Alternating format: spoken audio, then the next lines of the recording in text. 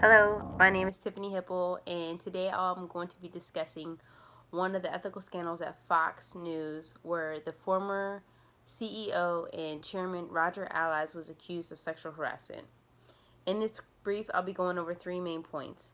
I'll be going over the sexual harassment case, I'll be going over the code of ethics for sexual harassment, and I'll also be covering how ethics has been incorporated into business strategy and planning.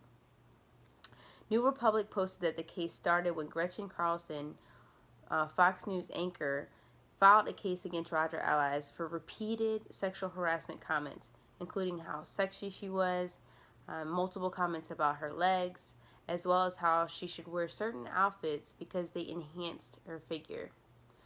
Now, the Huffington Post reported that he probably has been doing this over his 50-year span, and thus far, 10 women have publicly come forward with additional allegations. Many of these women had lost contracts during these times. They had lost their job because they weren't adhering to the requests that were asked, and they also suffered psychological torture. The Organization of American Historians stated that sexual harassment is unethical, it's unprofessional, and is threatening to the workplace. The context of the word sexual harassment can be used to describe many behaviors to include sexist remarks, sexist behaviors, requests for sexual behaviors, and sexual advances. Some cases, sexual harassment is used based on a contingent reward where they are threatened by retaliation so that they'll do the things that are being requested. Brent Stevens is a defense lawyer, and he wants to blame the culture change for when the rules about behaviors in the workplace were different. You know, back in the day, men ruled the workforce, and they had a lot of the power, and women worked for men.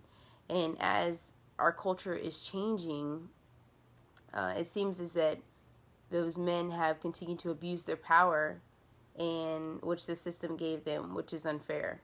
So we have to ask ourselves, have the attitudes about sexual harassment really changed since then? Now, along with Roger Allies, Bill O'Reilly, perhaps one of the biggest names in cable news, was fired by Fox News after multiple allegations of sexual harassment. The Murdoch family realizes that this behavior was embedded in the company, and they pledged to clean up the network's culture. A study found that the major difference existed between men and women is how they viewed harassment and how it should be dealt with. Men thought that unless it was completely appalling, that it wasn't a big deal.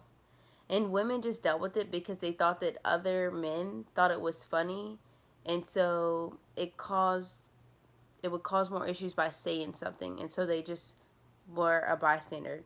Men had the code of silence when it comes to sexual harassment, and so women didn't feel comfortable, and they didn't think this type of behavior would change. Now, today, 98% of companies have anti-sexual harassment policies. Of those 98, there's 70 that provide some type of training on how to deal with it if it occurs in the workplace. This is a great increase and something that business leaders should definitely be incorporating into their ethical strategies. Although those recent studies show that things are changing, they also say that 1 in 3 women have experienced sexual harassment.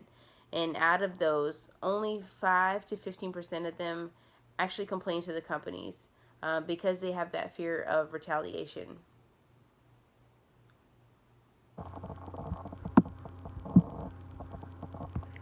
Now, in closing, I went over the basics of the case study about the reports that came forward and how Gretchen started that.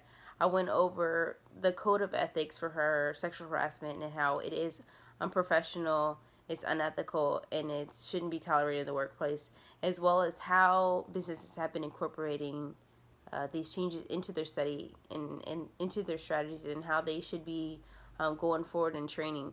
But the question still remains is, has our attitude really changed about sexual harassment? And is your company doing something to prevent this from happening?